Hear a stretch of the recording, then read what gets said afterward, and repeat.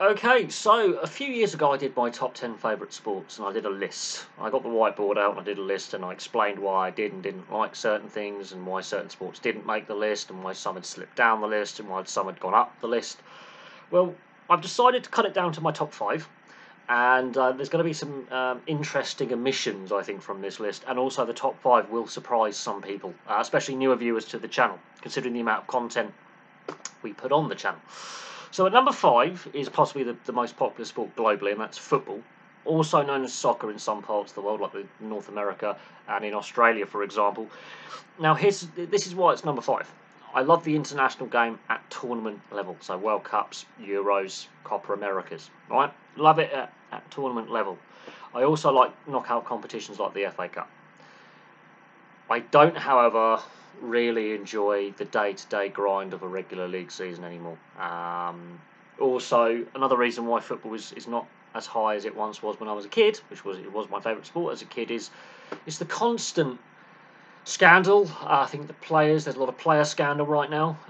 There's a lot of financial scandal within the sport. There's a lot of financial mismanagement. I think that's well documented. There's a lot of corruption, and as you get older, I think you get a bit more cynical. And I've lost my love for the beautiful game over many years. I think on the top 10 list I did a few years back, it was much lower. But I have fallen out of love with a sport I used to be obsessed with. But I still like and enjoy watching World Cups, Euros, and things like the FA Cup. There are a lot of issues with football that need to be resolved, which I don't think anyone's tackling very well, but there's that. Above that is motorsport. Now, motorsport is a wide encompassing umbrella of formula and competitions and skill sets. So, my favourite competitions within the motorsport umbrella are the British Touring Car Championship and its support series. It's just fun. Just fun. Although I'm not keen on some of the rule changes they brought in, but it's the direction we're taking. The World Endurance Championship is fantastic. I really enjoy the WEC as it's known, the World Endurance. Also the European Le Mans Series as well attached to that. So any kind of endurance racing, but I use the World Endurance Championship as the Le Mans. You've got 6 hours of Spa. I mean Spa in a hypercar is ridiculous because they end up in the barrier quite a bit at the time. The V8 supercars. I like the V8 supercars. Obviously, Bathurst, the Bathurst 1000, the Great Race is possibly the best touring car race in the world, and is world renowned of going around basically people's back gardens up a mountain, up Mount Panorama. The IMSA series as well.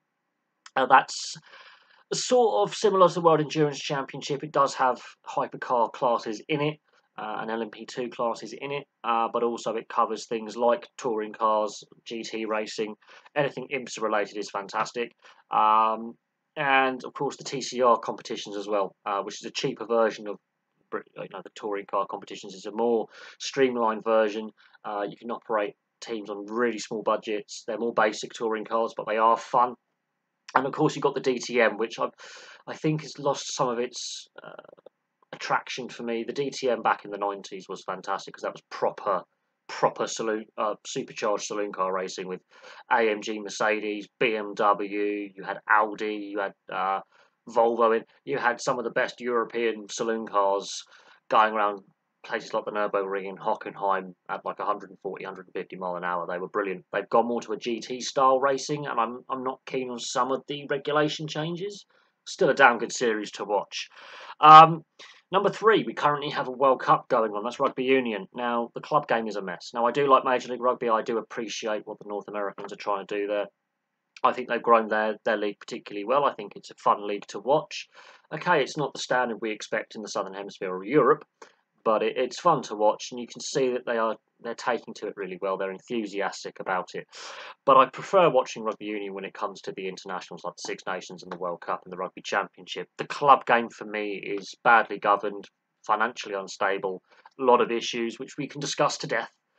Look at the Northern Hemisphere, there's a lot of financial issues there. The original Super Rugby format has fractured, so now there's a new Super Rugby format. The South African clubs have joined the United Rugby Championship. There's a new South American Super Rugby format. So the club game has gone through a lot of changes. In the Northern Hemisphere, There's issues with England and Wales with their club games and financial problems there. There's issues within unions as well. And of course, World Rugby are bringing in a lot of rule changes, and I think they're being a bit reactionary with some of these rule changes, which I can understand, player welfare, but I think Rugby League, its rival code, does things a bit better. Just saying. But I do like my rugby union. I played it at club level, amateur club level. Played it at school. Really enjoyed it. One of the first sports I actually enjoyed playing as a kid. So I do enjoy my rugby union. And of course, you've got the sevens as well, which is always fun. And that's now an Olympic sport, which is fantastic. My second favourite sport is ice hockey. Obviously, the NHL is the greatest league in the world. Let that sink in. And I like watching the IIHF World Championships. The Olympic debate, whether the NHL will allow its players to go to the Olympics in the future. They were meant to go to the last Olympics. They pulled out because of COVID and the restrictions the Chinese government put in place. But when the NHL players are allowed to go to the Olympics, I mean, my favourite Olympic medal ever, or favourite Olympic moment, winter or summer, was the 2010 final in Vancouver between Canada and the US. That was possibly the greatest game of ice hockey I think we have ever seen. Place that in the comment section below. But yeah, ice hockey, the NHL, the IIHF, I support my local team in the local second level of British ice hockey here. Got a lot of hockey jerseys, both NHL and domestic and international. I've got a lot of hockey memorabilia as well. Really enjoyed the sport. But it's slipped down a little bit, and again, I think they the NHL could do a better job of selling itself overseas. Now we know the NHL are going to Australia later this month. That's going to be interesting to see how that pans out and how successful the NHL taking 2 games to Australia is going to be. We'll see what the crowd numbers are like, what the view figures are like. It's going to be interesting to see how that experiment works. But I do love my ice hockey. I do love the NHL. I love the IIHF World Championships. And when I can catch a game, I catch a game. It is what it is. I've watched it pretty religiously. I do enjoy the sport. I've got friends who play the sport. I've been watching ice hockey since the age of 3, so I've been watching the sport for over 3 decades. So I'm not going to change now. Of course, my favourite sport, and I've mentioned the other code, is rugby league. Now, I love the NRL. I do think the NRL gets some things wrong, don't get me wrong. But I think rugby league as a sport has been more proactive when it comes to concussion and player welfare than reactive like rugby union. I think they've got their rule changes right for the most part. There still is area for improvement and refereeing consistency. I also like watching the Challenge Cup because it's the rugby league version of the FA Cup. So it's one of the oldest knockout cup competitions in the world that's still going in original format. It's been going since 1895. Fantastic trophy.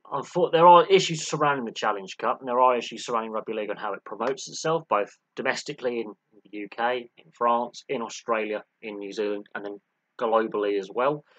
We still don't know where the next Rugby League World Cup is going to take place. We know it's going to take place in 2026. That is all. We don't know after that. But I really enjoy my rugby league. Again, more club level than international. The opposite is rugby union. Prefer it international level than club level.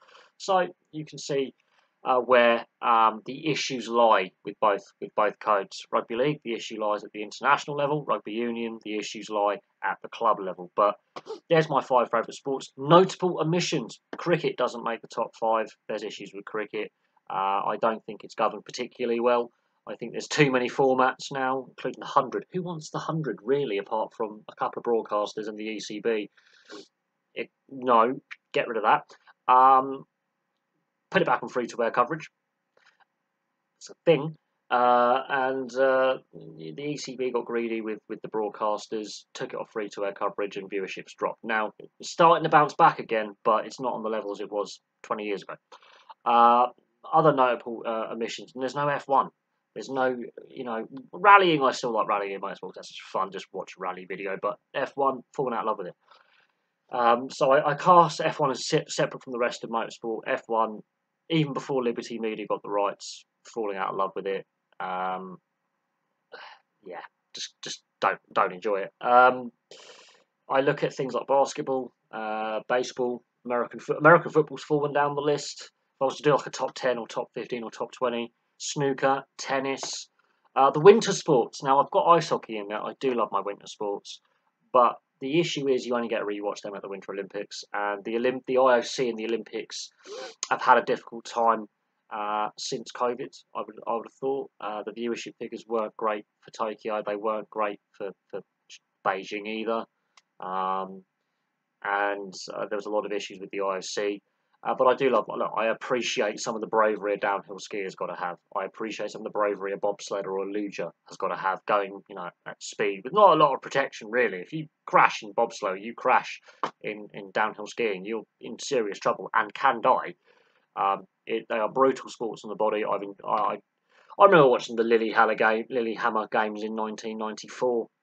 I was a bit too young to really understand Albertville in '92, but '94 Lillehammer was the moment where I understood what skiing was, and I understood, and I really bought into it. I was only like, just turned 3 when that Winter Olympics came around. I was, as I say, too young to really. I was about 3, 4 when Lillehammer happened. I was a bit too young to really understand what was going on with Albertville, but Lillehammer was potentially the best Winter Olympics of all time. Just putting it out there. People still talk about the Lillehammer Games now, 29 years later. Fantastic Olympics, but I didn't mention them because I've got ice hockey in there, and they're very niche sports as well. Not every country has a winter sports program. Not everyone, there's not as much money in the winter sports as there is in the Summer Olympics. And again, the Olympics as a sporting event, so track and field athletics, road cycling, pro cycling. I used to love watching the Tour de France, the Vuelta, the Giro. I still do watch the Tour de France every now and then if I can catch a stage on the TV or online. But with all the scandals with doping, that's down the list. Basketball, I played a little bit at school, never enjoyed playing it, and I could never really enjoy the sport because I wasn't enjoying playing it. I do appreciate, however, every single sport, I appreciate the skill required, the athleticism in certain sports, like basketball, where you've got to have great cardio. That's such a fast sport end to end. And sometimes the more thinking sports and up here with things like snooker, where you've got to get your angles right. And some people go, well, snooker's more of a pub game. It's a sport. You get paid to be a professional. It's a sport. Tennis is another one which I've enjoyed less as time has gone on. I'm not saying I hate tennis. I just enjoy it less. I used to love watching it, but I've reached a point now with tennis where I'm like, I don't find it as engaging as I did, let's say, 10, 20 years ago when I was younger. So I've don't dislike tennis. I've just lost that engagement with the sport. So, as I say, some notable exceptions there. There's my top 5 favourite sports. What are your top 5s or top 10s? What do you make of the sports that I've chosen? And I would love to hear from you guys in the comments section. And I will revisit this in years to come. But from me for now, appreciate you for watching. Please place your thoughts in the comments section below. I'll have some more content for you very, very soon.